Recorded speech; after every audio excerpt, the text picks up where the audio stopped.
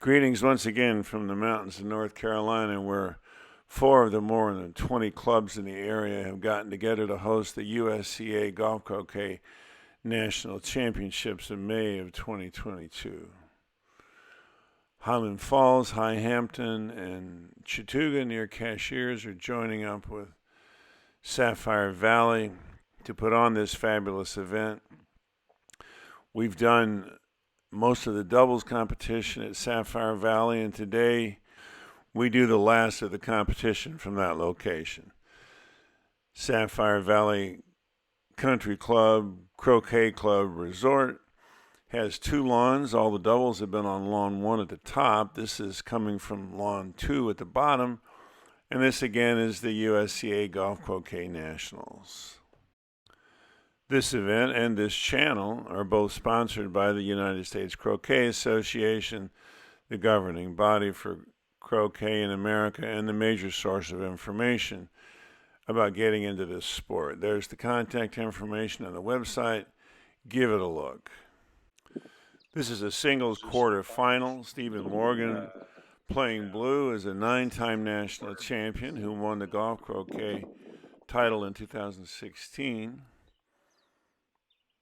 As you can see, their dynamic grades are close to identical.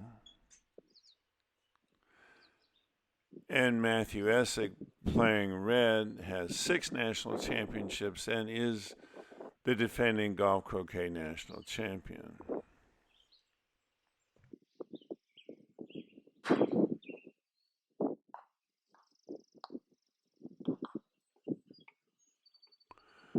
Stephen got into the quarterfinals by beating Jimmy Huff 7-3, 7-4. And Matthew got here by squeaking by your videographer Paul Neubecker 7-6 and 7-3.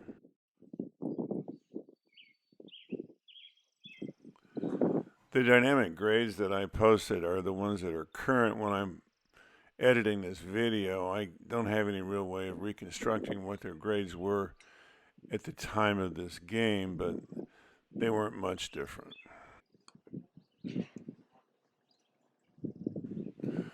I assume Stephen won the toss and elected to play blue and thus go first.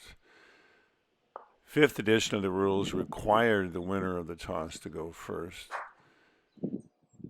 The current edition, which is the 6th, allows the winner of the toss to choose what color to play, but blue always still plays first in the first game of a match.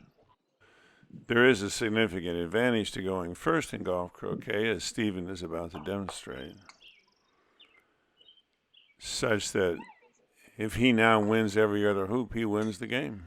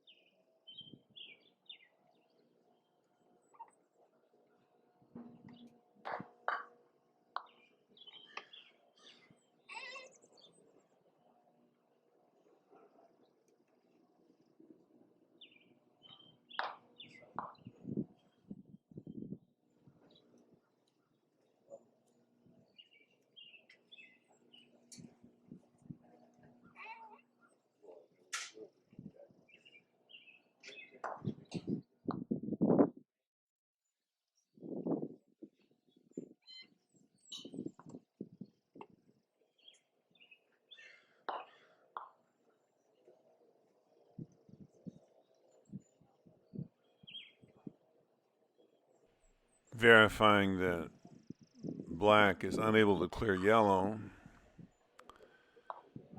So I think he's going to try to move black to a point where it can get to yellow.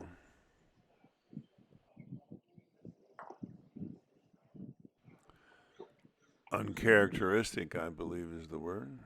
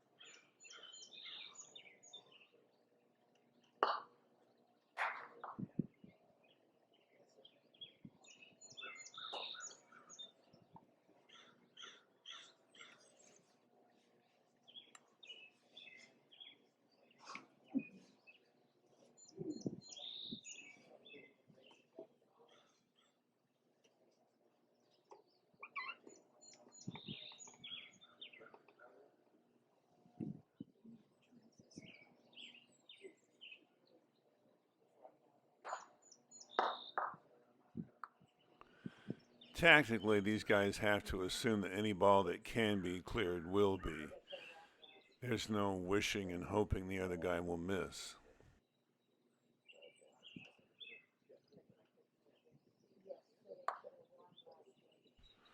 At least most of the time.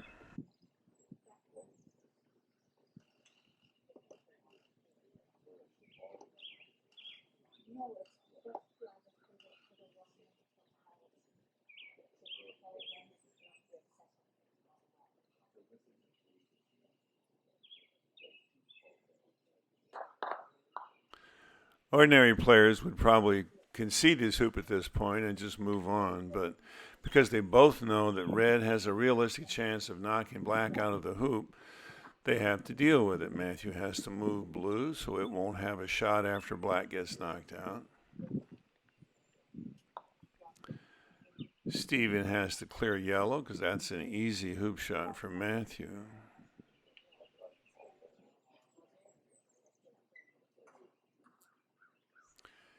And all of that for this 10-yarder. Now, admittedly, all he has to do is hit the hoop to move black.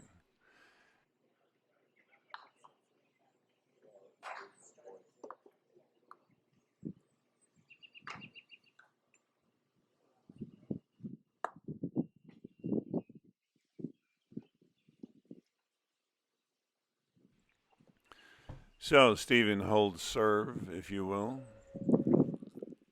maintaining the advantage of having won the toss.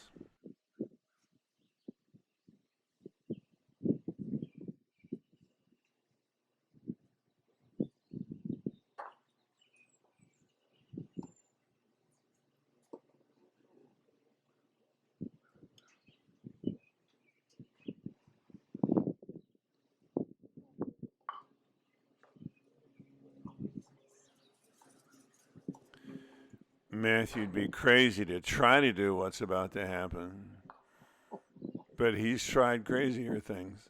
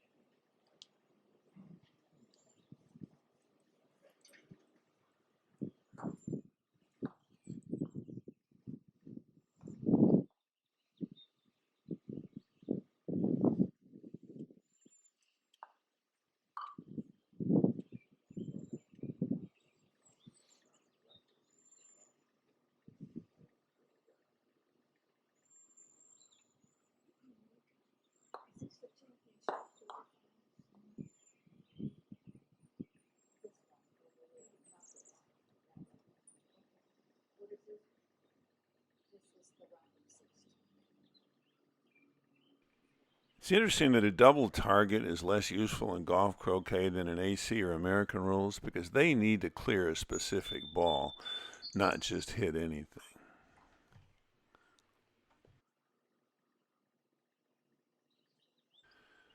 I thought he might have called a referee for this one.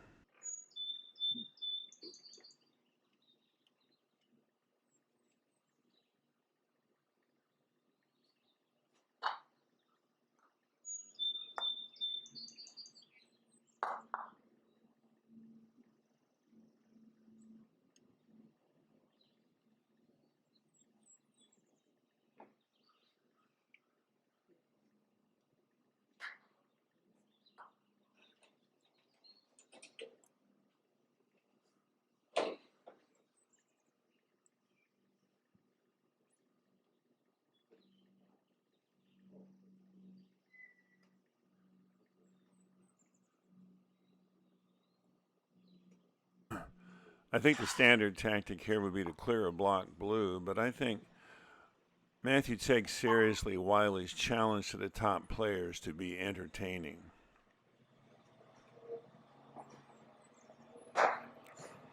Or maybe he just gets bored.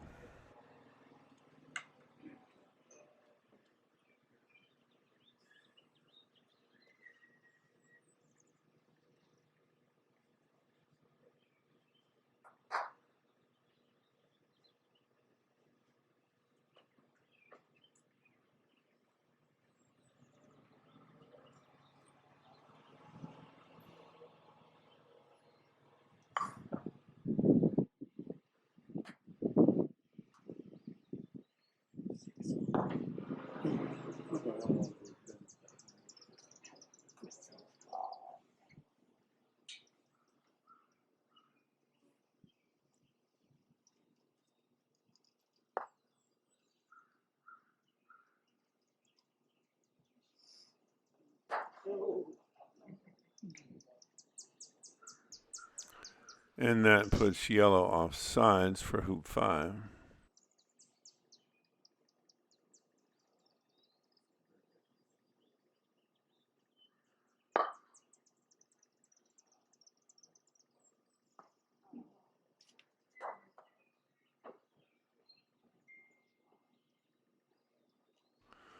Looks like Steven's going to leave him there because there's so much furniture between yellow and the playing side of hoop 5.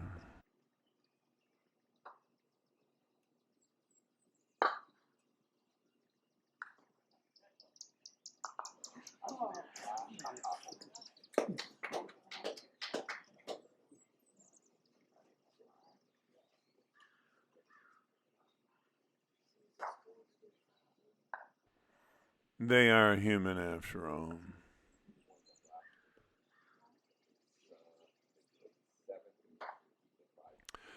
Lovely long setup shots like this don't generate the drama that 80-foot double clearances and bouncy bombs do, but they're critical to the game and sometimes more difficult because distance is harder to control in croquet than direction.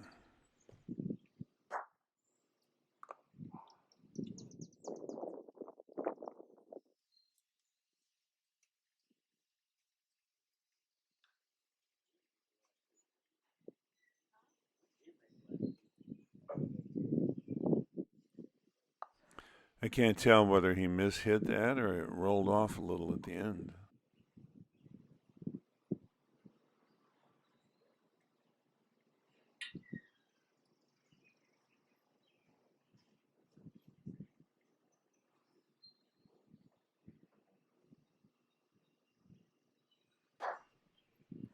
That double target thing again.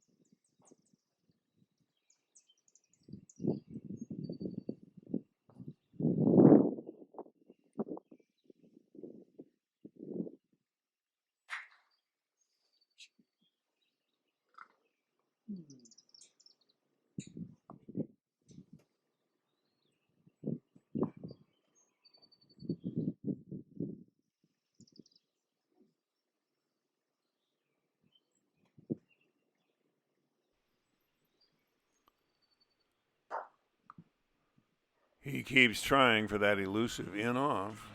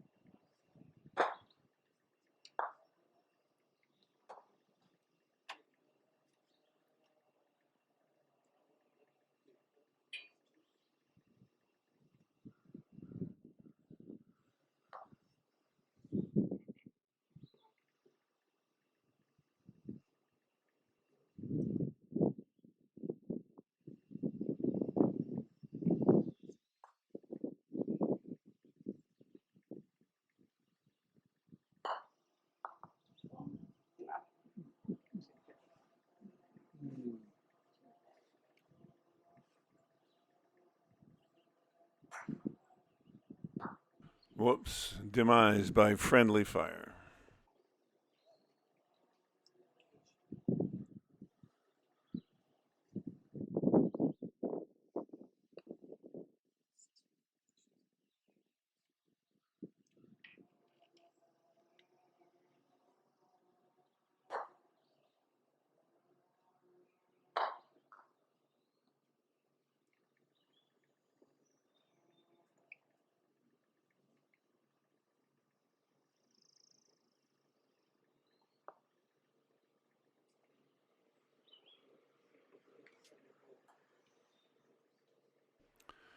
Talk about distance control.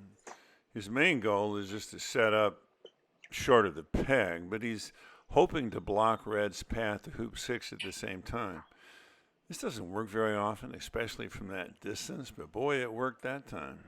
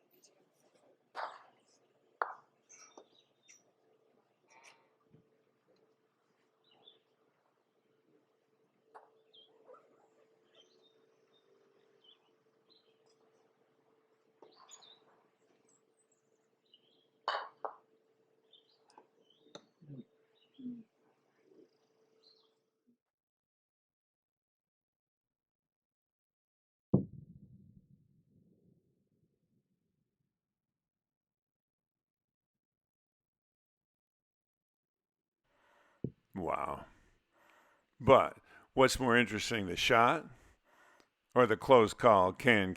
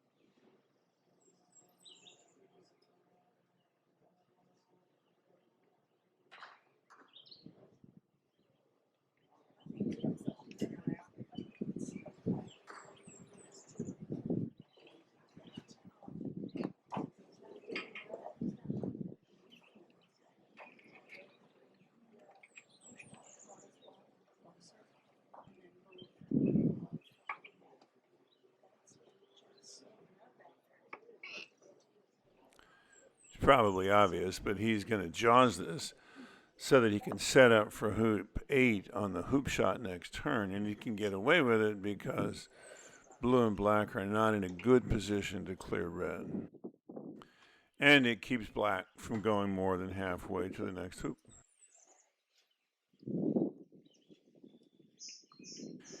You and I probably would have gone halfway with yellow, but he has such respect for Steven's chance of knocking red out of hoop 7 that he's got to have some insurance.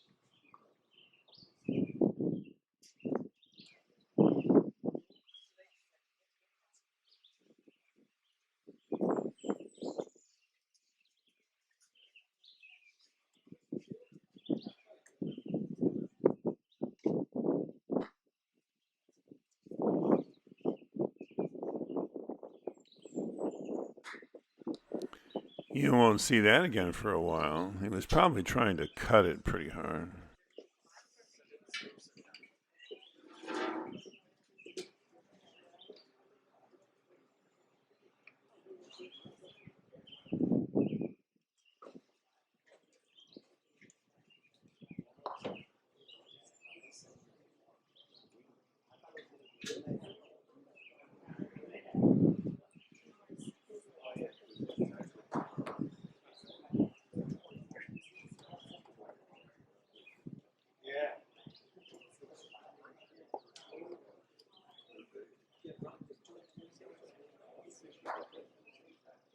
Hey.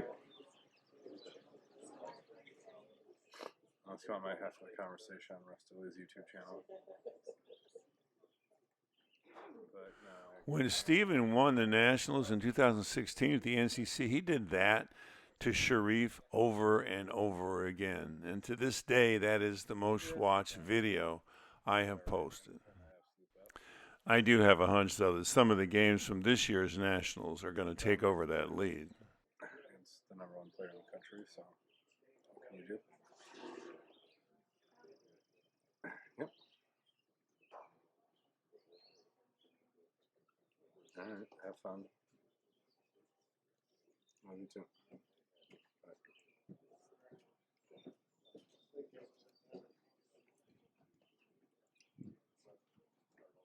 Is Ben Rothman playing now? Playing what? Didn't put Ben Rothman #1 for a while. Well, he did win the Worlds in GC, but Matthew won the Nationals last year. Yeah, I don't know who's actually the number one on D grade. In response to that, Ben Rothman has the highest D grade at 2542 in the U.S. on the strength of his winning the Golf Croquet Worlds a couple of years ago. A few years ago we had. He couldn't make it from California for this event. Well, actually. And just for perspective, starting in 2012, Ben won the singles Golf Croquet Nationals 4 years in a row, and in the same stretch, he and Sharif won the doubles 4 years in a row. They were threatening to retire both trophies, I think. Wow.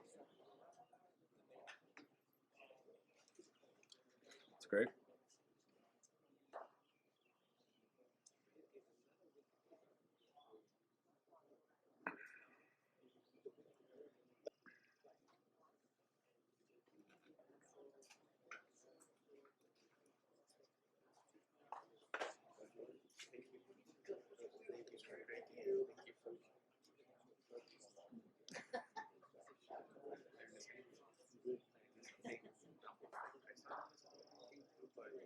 But I miss small. Get there. I will just.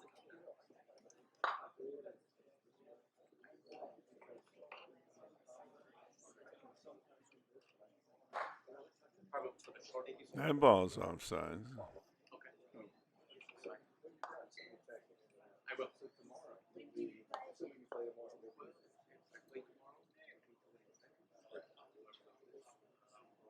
Well, when you're going north-south on a hoop, it's kind of more forgiving on the speed than the east-west. That would be my guess.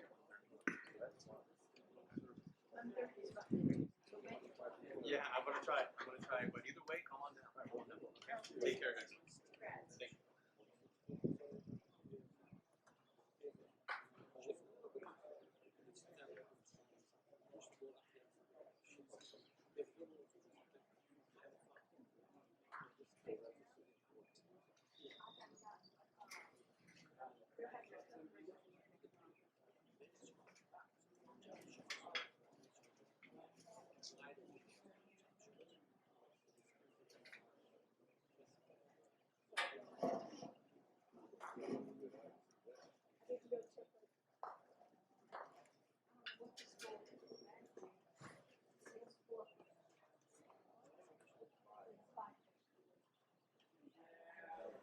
Matthew retrieving Stevens' offside ball to keep the game moving.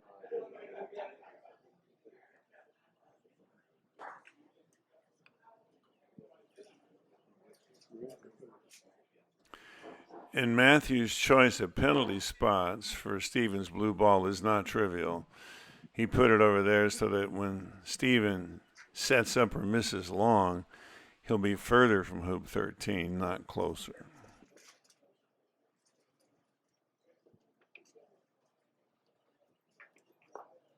Now, Steven could have turned the tables and just left blue there or put it out on the lawn a couple yards.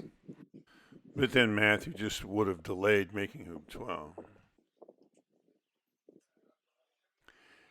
And he is putting it where Matthew would have to clear it north if he wants to clear it, which puts it in great hoop 13 position.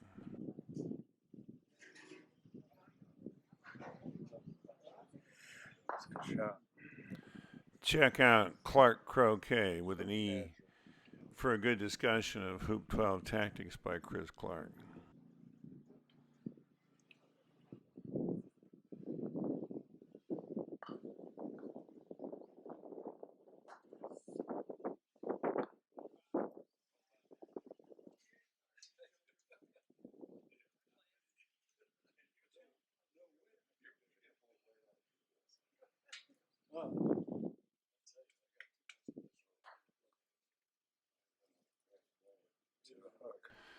At this level, Stevens' chance of winning now is in the 70% range because of the position of all the balls.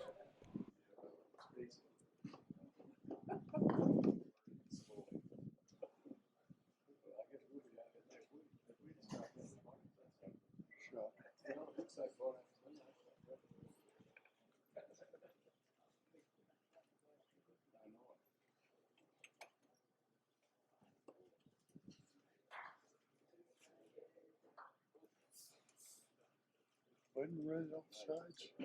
Oh, no, he was sitting. Yeah. In that position.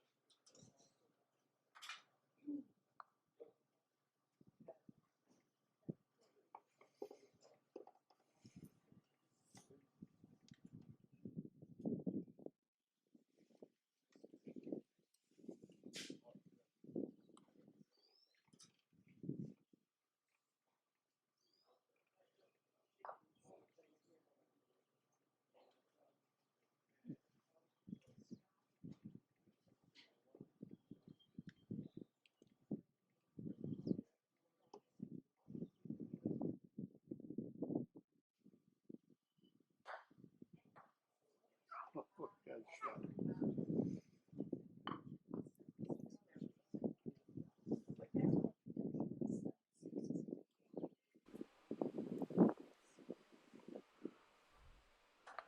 And over the roar of the crowd, Stephen Morgan takes game 1 7-6.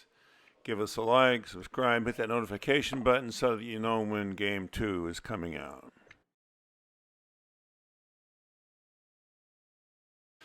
This is a continuation of the singles knockout quarterfinal between Stephen Morgan and Matthew Essick in game 1. It was pretty much back and forth, decided by Morgan at hoop 13. Because he played blue at hoop 13 to win, Matthew's going to start the second game with red. He could start with yellow, but nobody's breaking the order that I've seen. And Matthew, ever the promoter of the game, makes sure that Paul is ready before he starts, a courtesy we much appreciate. These guys are defending and former national champions in golf croquet, and they're so closely matched that their dynamic grades are almost identical.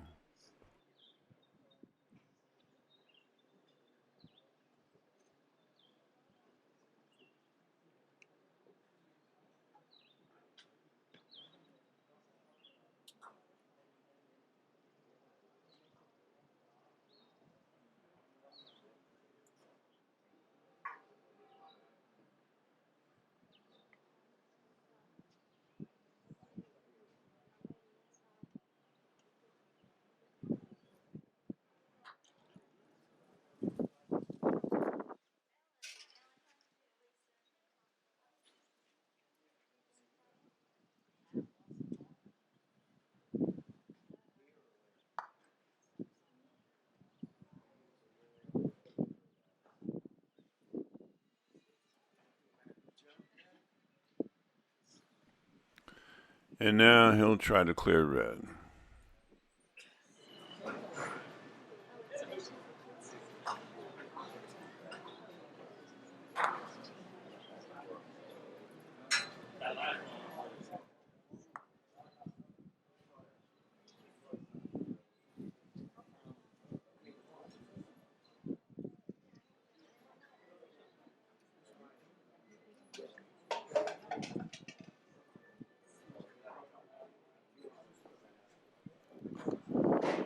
The hoops are set nominally at a 1/16 of an inch clearance, but as Jeff points out, with 4 venues, there's probably quite a bit of variation.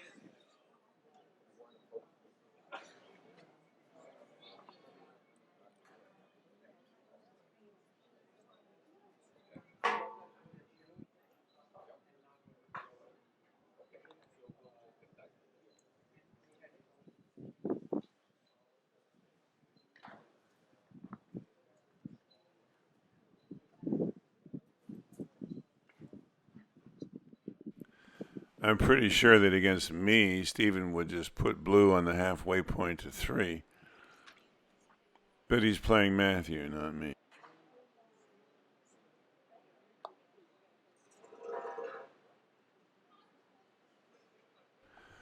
Blue can get legally offsides in front of hoop 3 if it's in the same shot in which the hoop is scored. In order to get that opportunity, Stephen is taking the chance that Matthew's going to miss this.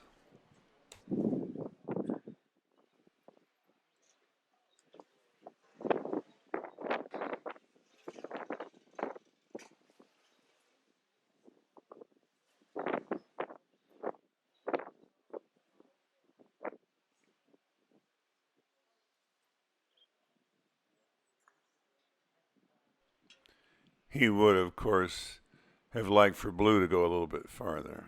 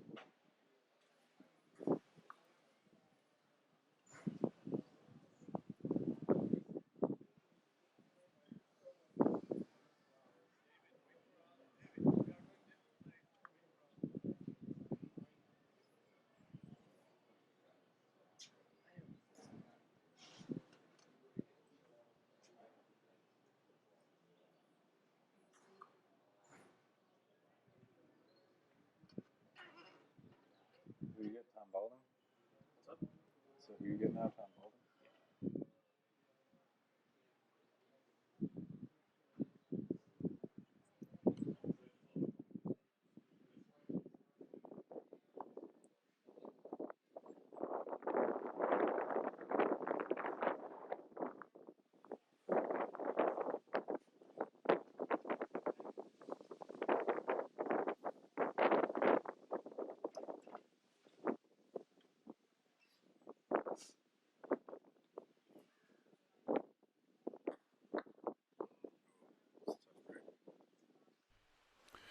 Yellow could advance red here, but red's in great position for a long run down to hoop 4, so he's going to clear blue instead to preserve that opportunity.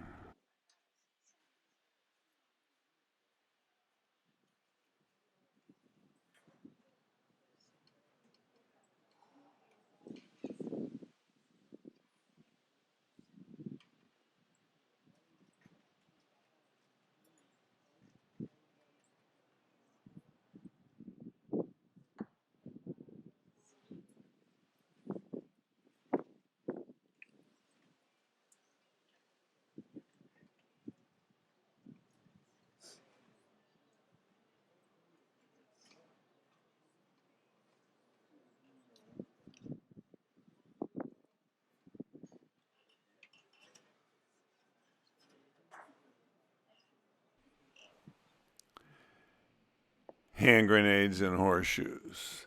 Frank Robinson, legendary coach of the Baltimore Orioles, 1973. I can't believe that analogy isn't way older than that. And it's actually probably more relevant to baseball than croquet because close is frequently very useful in croquet.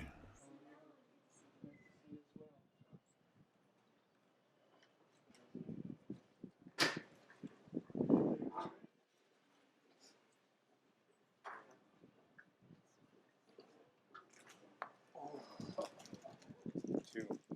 It's rough. You filming again? Or can I put it on? Yeah.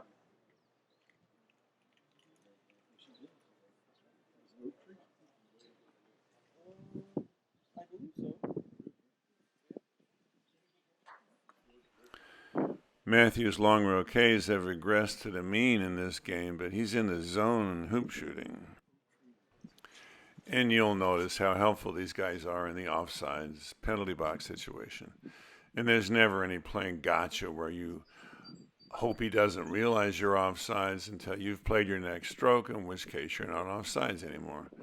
That happened to me once back in first flight, but I've never seen it happen in championship flight.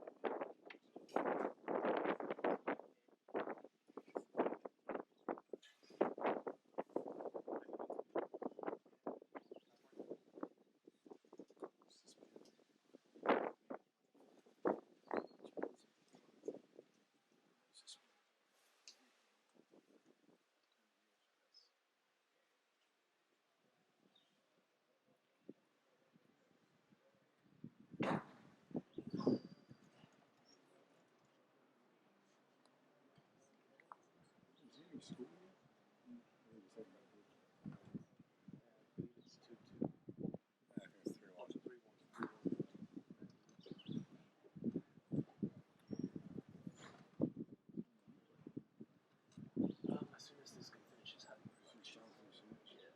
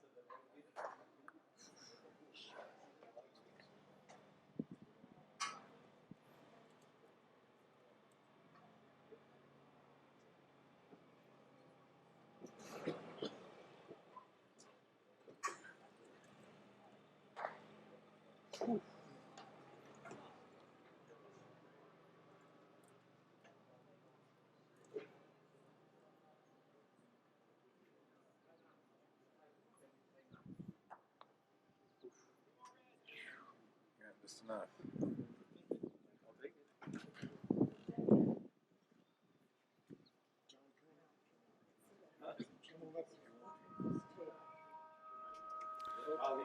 I can't resist. The golfers will know the Lee Trevino story. Lee, aren't you afraid of getting hit by lightning again? No problem. I just hold up a 1-iron. Not even God can hit a 1-iron. Managing the risk of lightning strikes is not just an insurance liability thing for golf courses. Tall trees and wide open spaces make players very vulnerable to lightning. Lightning break. Very attractive. We're back. Thank you. Black just scored 6. Yellow plays to hoop 7.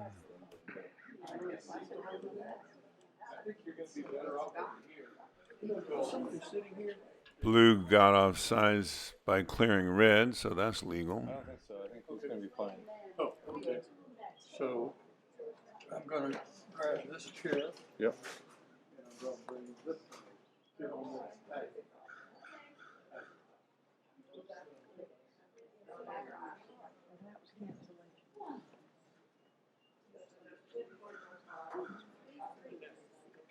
Is the next match good? Okay. You good to go? Yeah.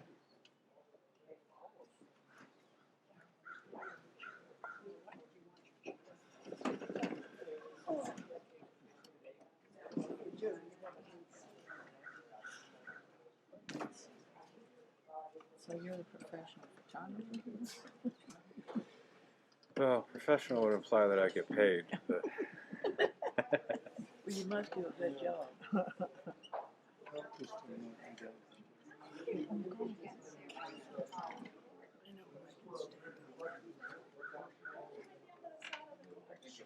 So he was on the USA team, huh? Let me see if I can go USA team.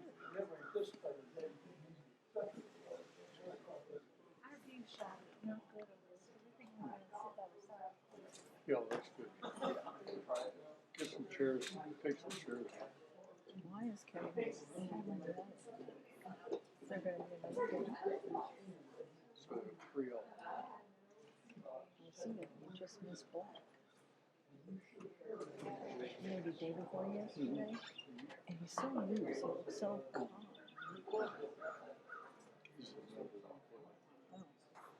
Oh, jeez.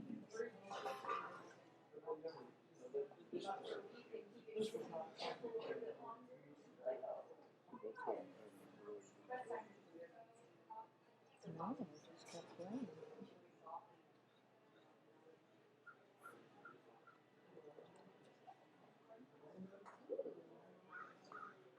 Goodness, 2 in a row. I got to ask Matthew how he decides what grip to use because I can't figure it out. I think here he wants to hit this ball hard, and the Solomon grip allows a nice big backswing so he can hit it hard without using lots of extra force.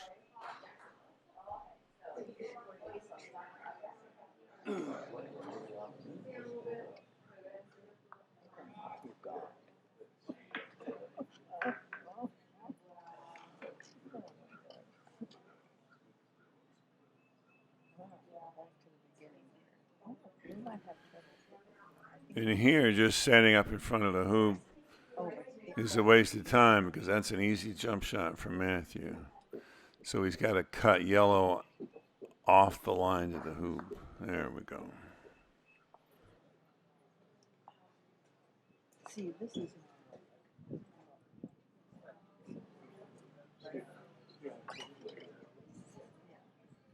and they you don't see a lot of balls mostly out of bounds.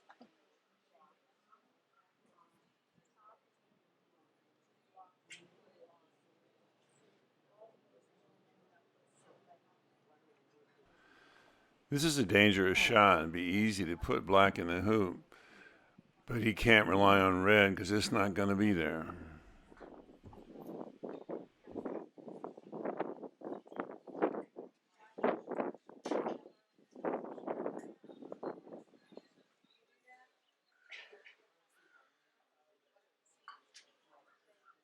Cheers.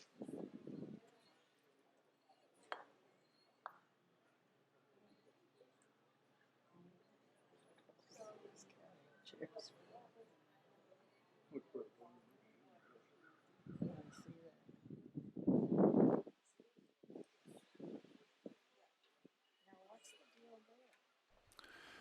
I haven't seen these guys do much promoting a partner from a long distance. They only do it in this situation where it's around the hoop and precise little strokes can be effective.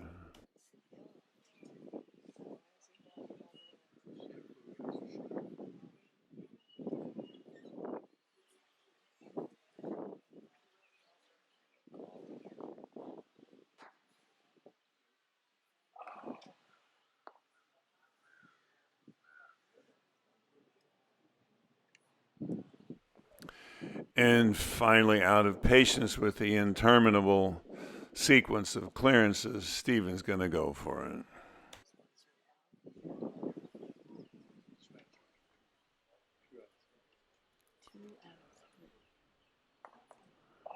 Red was probably just marginally in the way.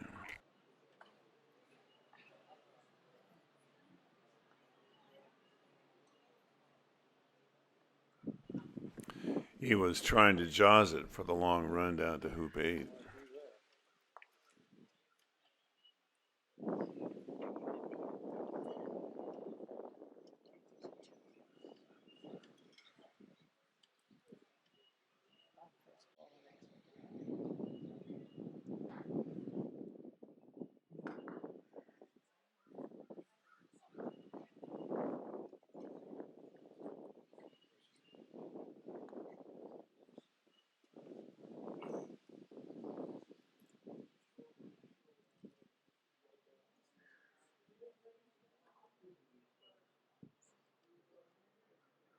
So there was a guy standing right.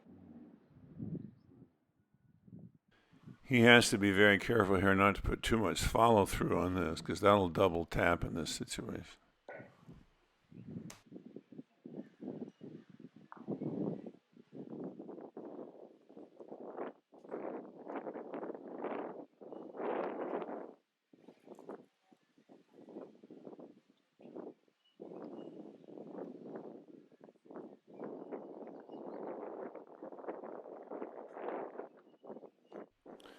They're tied up, but Matthews back on serve, playing first to the odd numbered hoops.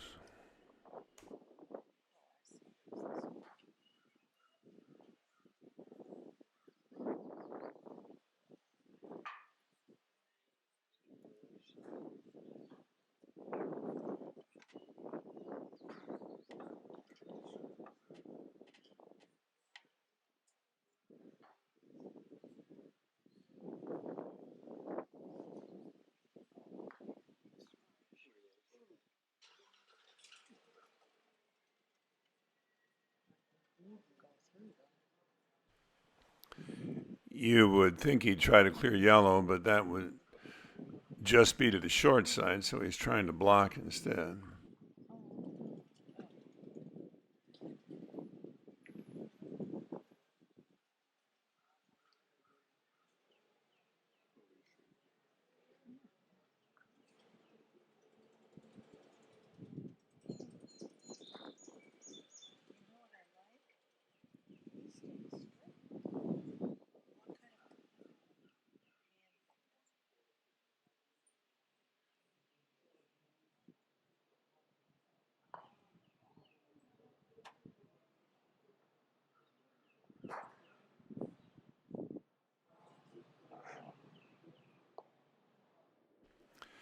He's trying to put red between black and hoop 10 and avoid a double tap at the same time.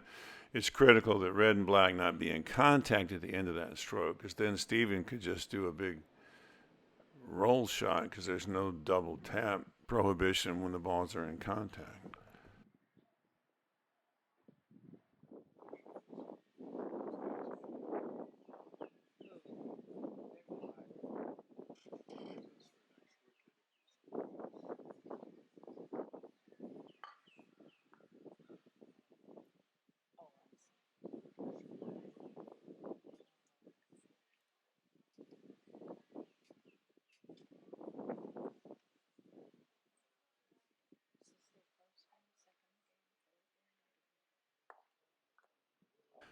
I'm a little surprised he didn't lay up with yellow because black is legally offsides in perfect position over next to hoop 11.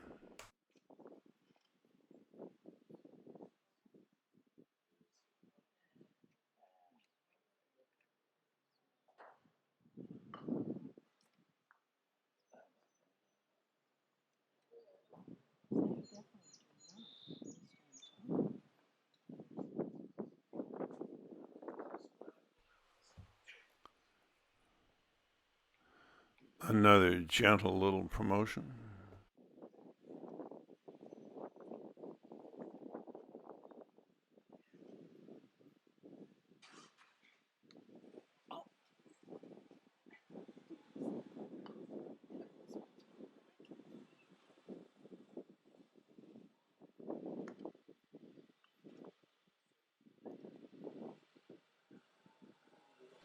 Matthew's ahead, so instead of setting up with red, where blue could have cleared it way away from hoop 13, he positions defensively.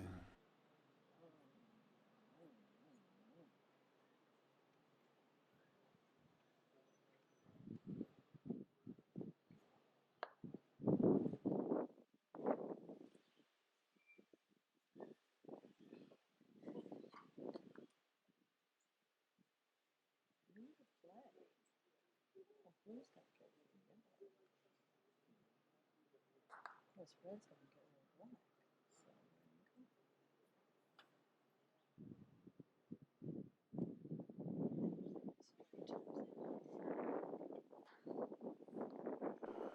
So Sometimes you don't overthink it, you just go with the flow. So Matthew ties it up. Give us a like, subscribe, hit that notification bell, and be ready for the exciting decider in Game 3. This game is a continuation of the singles knockout match between Matthew Essick and Stephen Morgan. Game 1 was pretty much back and forth, fabulous shooting, went to hoop 13. Game 2, the shooting fell off a little bit, but Matthew was in a zone around the hoops and took it 7-5 to tie everything up. So this is the tiebreaker, Game 3, which will be our last game from Sapphire Valley. Because Matthew won with blues, Steven starts Game 3 with red.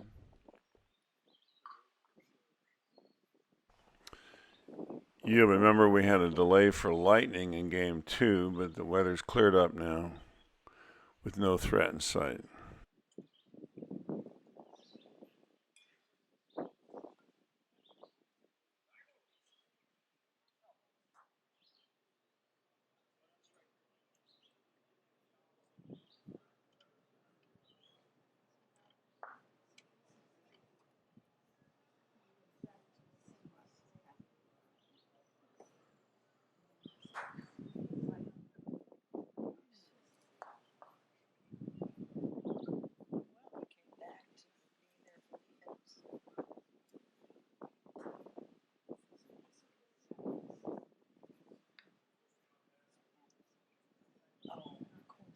you can't move it back.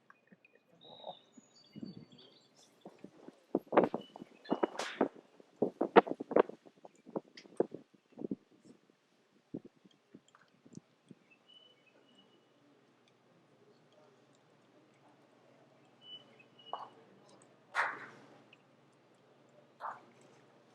That's He has a conventional.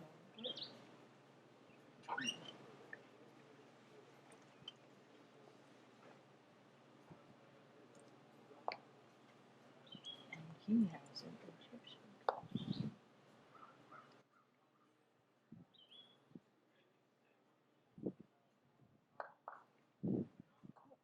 No, now he has an Egyptian. He changed.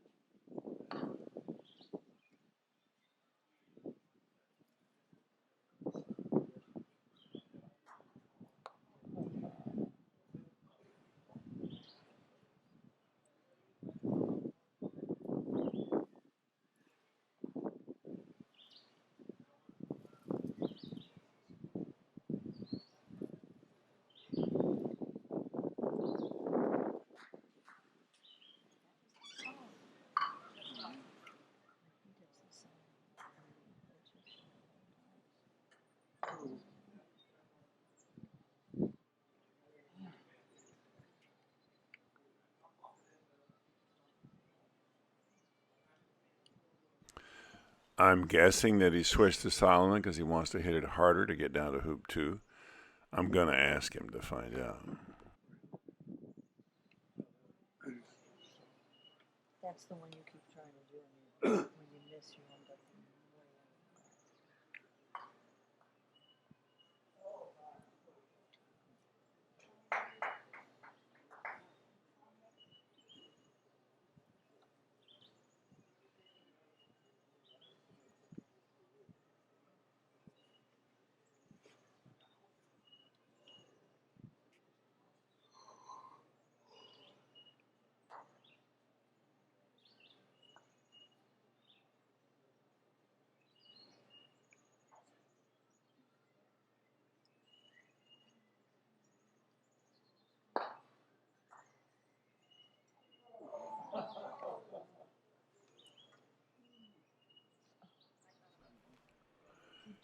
He wants red to have a hoop shot, but not give blue an in off if it's still there to clear it in 2 turns.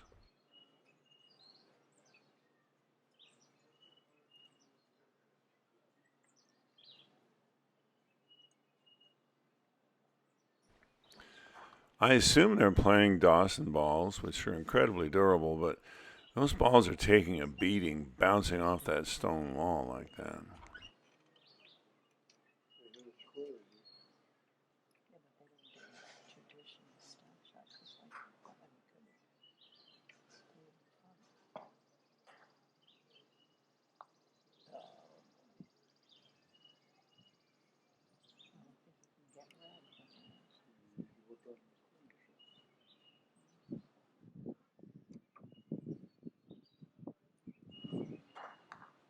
These guys.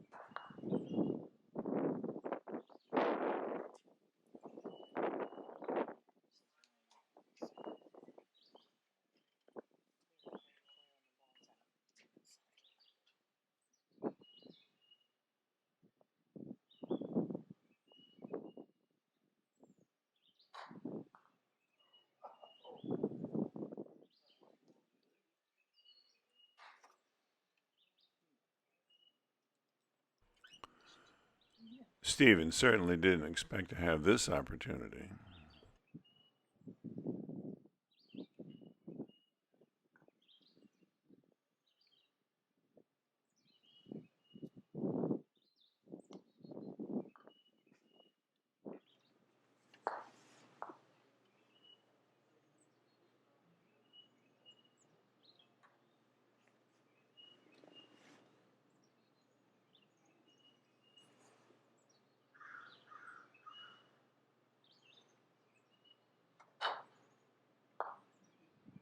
On those long ones, I don't see them, doing fancy lining up.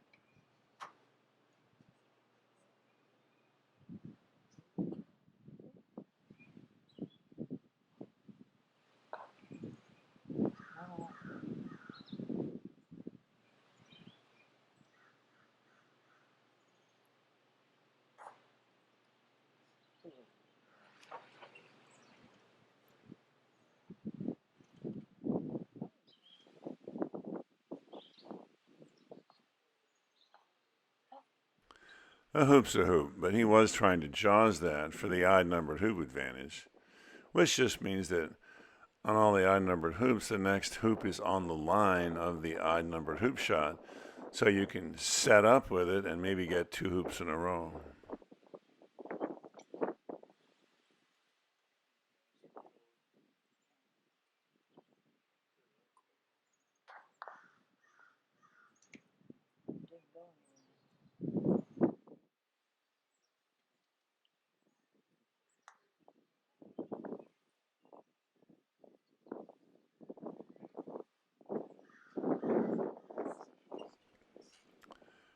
Red's a long way away, and blue and black are both well positioned, so take the hoop shot.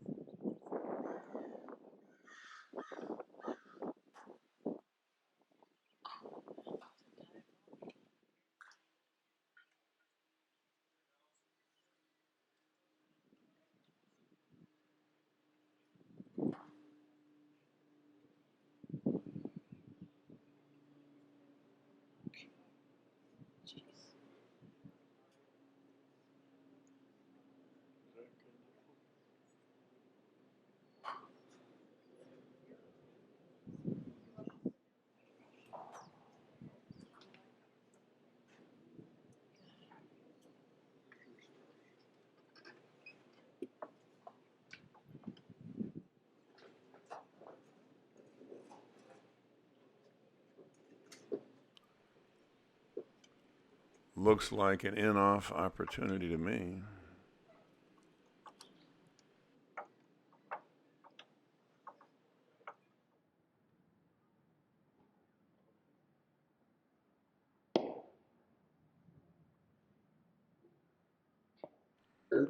We're not playing 8-ball. He doesn't have to call it.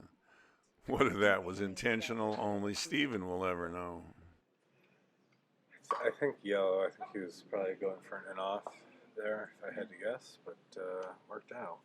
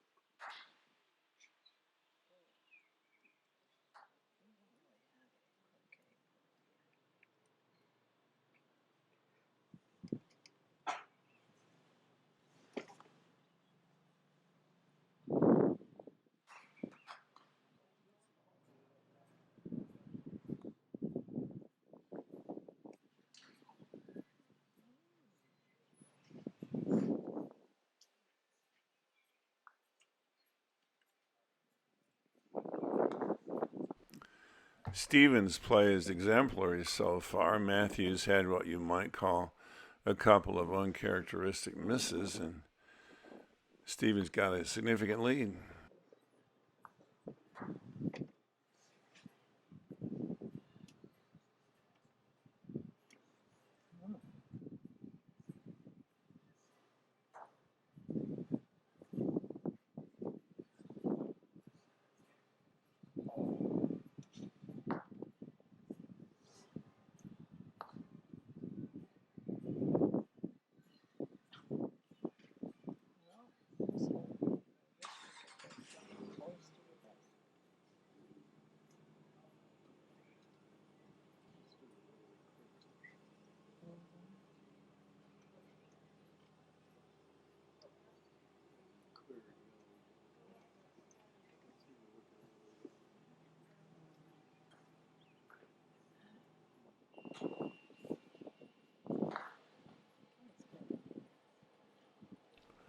I'm pretty sure blue has a shot on red, but he's ahead and he doesn't want to put his balls way out of position for the next hoop, even if he loses this one.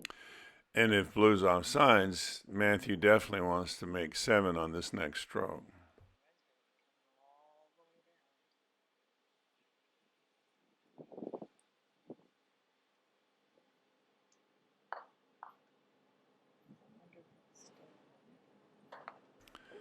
Demonstrating that he's human after all.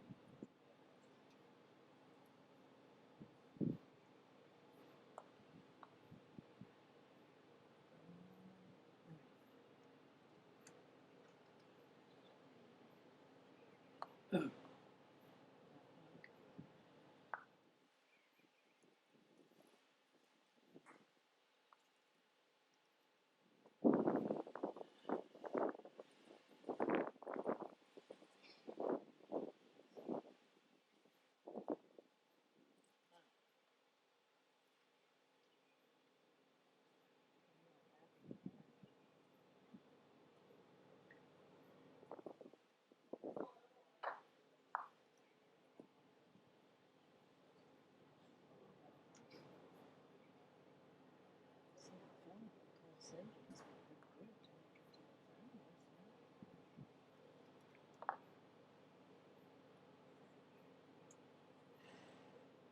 That's not very good either.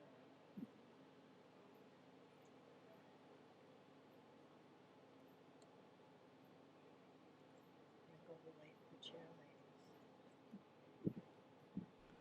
I think this next bit is worth noting. When you're trying to line up balls that are so close together, it's sometimes better just to bounce them off each other than to try to primarily position red in this instance.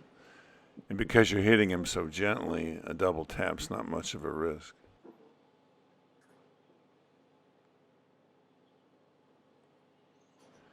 He's not lining up a rush on red here, so I think his disappointment, such as it is just that yellow didn't get all the way down to 8.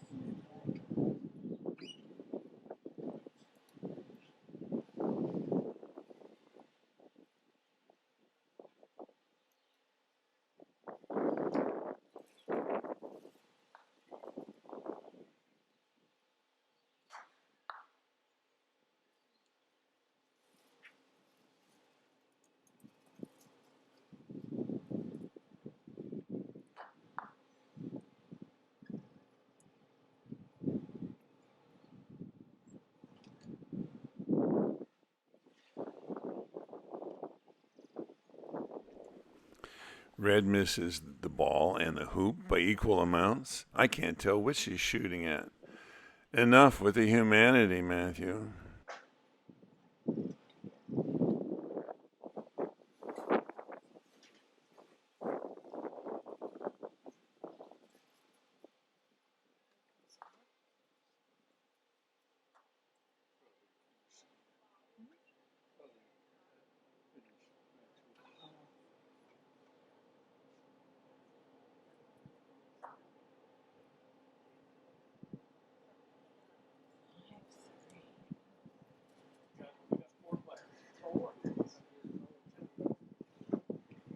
Kevin, how's it going? We see you every day, man. You're so lucky.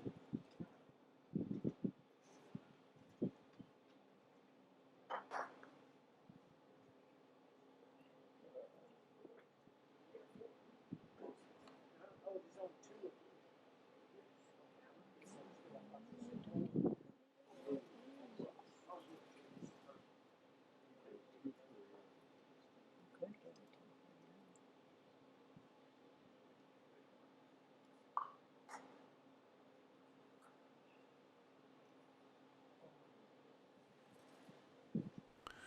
This is hoop 9, so he's going to jaws it. And I've got to petition the OED to recognize jaws as a verb. Wiley used it in print in the mid-'80s.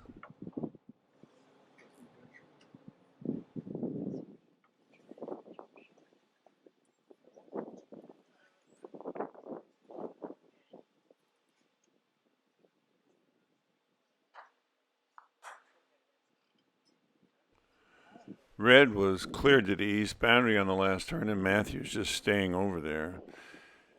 He's not coming out on the lawn, maybe because he likes the angle from the boundary better for clearances at hoop 10.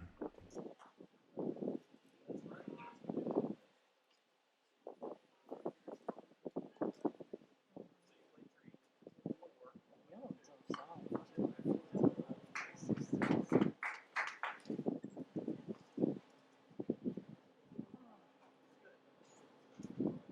Of course, the hope is that you make hoop 10 on this shot, not just set up for it.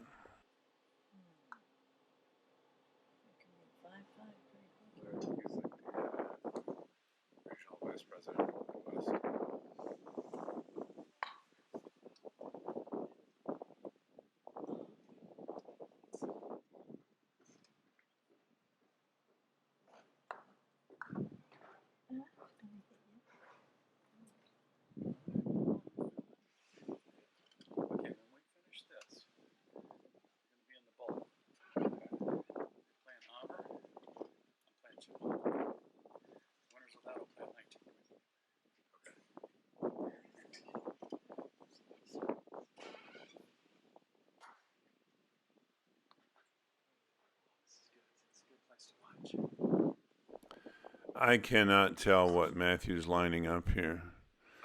The hoop shot's going to go close to where he's standing, but why that matters, I don't know. It's about to be 5-5.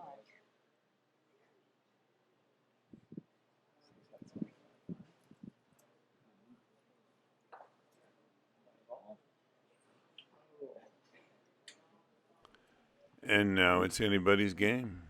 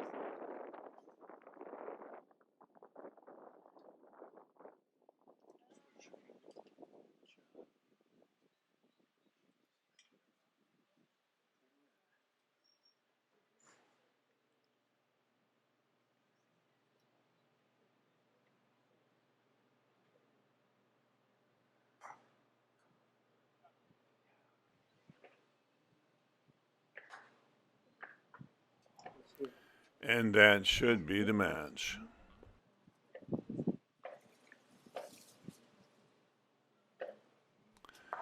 These guys don't stalk the ball a lot, but this is important.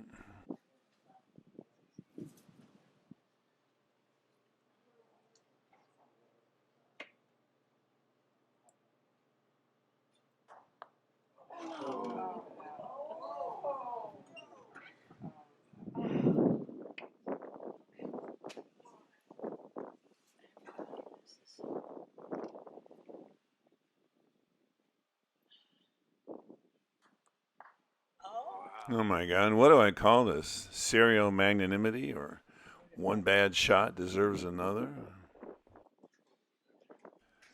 They would probably both prefer that I edit those last two shots out. But come on, guys, you're demonstrating to the rest of us that anything is possible, even against players like you.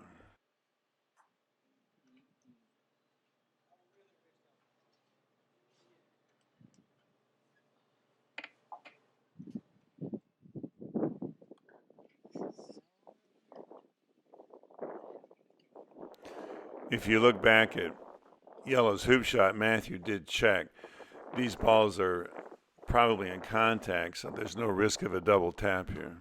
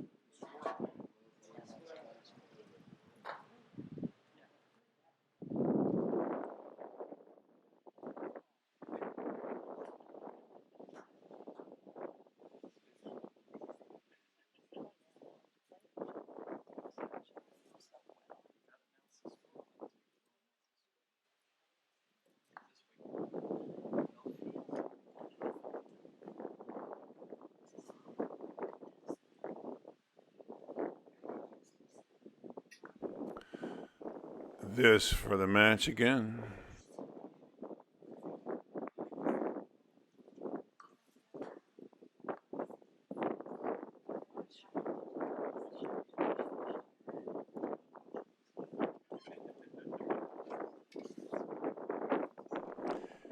It's really Stevens' call where that ball gets marked in, but they trust each other implicitly.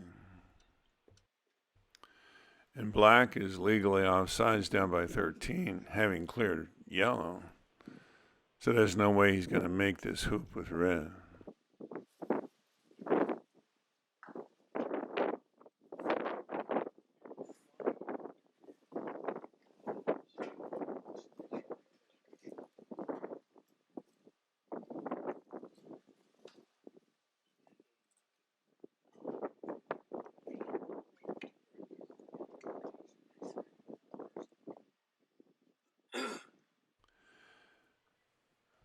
Check out Clark Croquet for a discussion of Hoop 12 tactics by Chris Clark. This is one of the more important, setting up for a northward rush on partner after Hoop 12.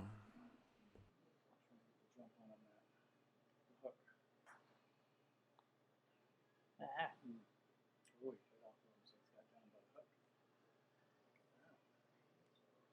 He's not playing. Nope. oh,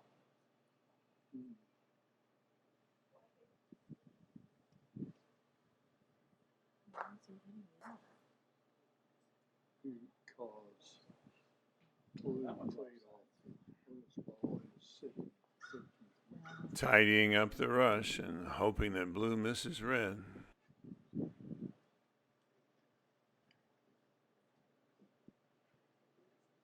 So that one's going to be offside.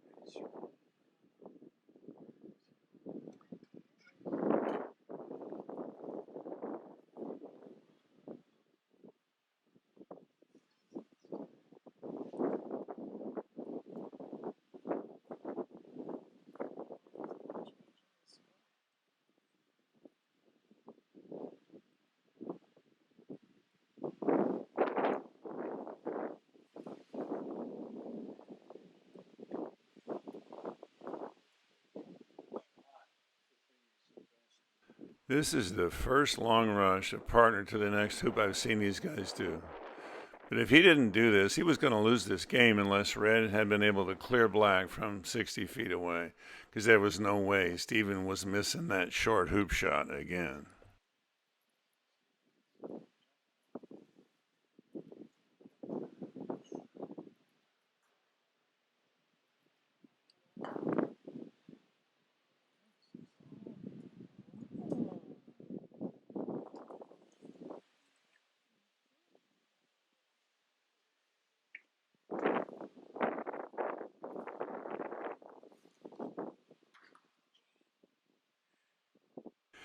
And as well as this is working out defensively for Matthew, it does demonstrate why they don't do those long partner rushes very often, because then it takes an extra turn to get all your troops in position.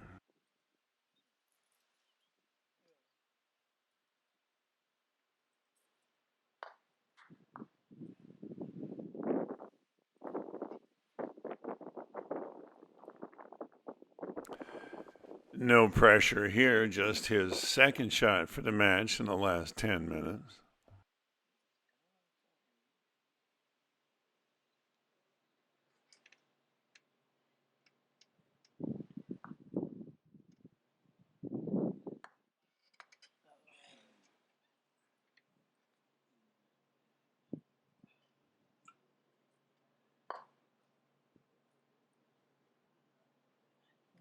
Who's got it in?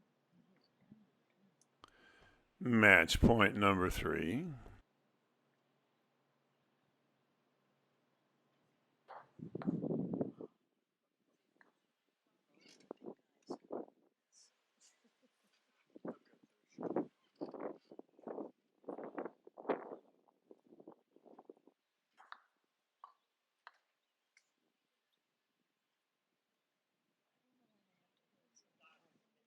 Number 4.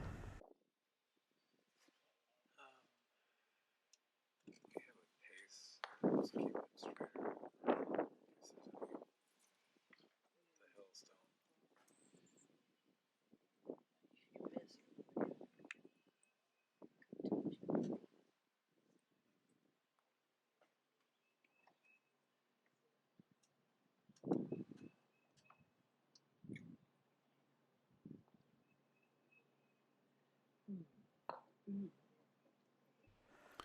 Match point number 5.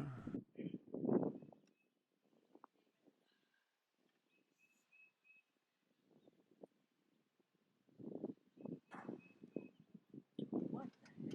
That's called pressure, pressure. What's wrong with him? The new one.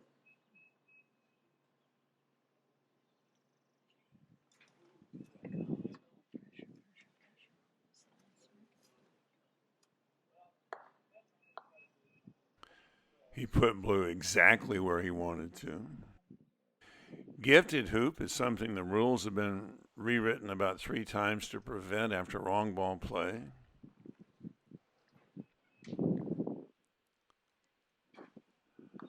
I think that's what a gifted hoop really is. And in a heartwarming display of humanity and generosity, Stephen Morgan scores the winning point for Matthew Essick, who moves on from the quarterfinals. Stephen's take on this phenomenon is summarized here. He's holding his 3rd place trophy from the doubles competition. Matthew's next match is a semi against Tom Balding, and we have that as well as the semi between Sharif and Blake Fields, and the final, all coming from Highlands Falls. So we say goodbye to Sapphire Valley. Suggest you check out the USCA website, subscribe, give us a like, and hit that notification bell. There's more coming up.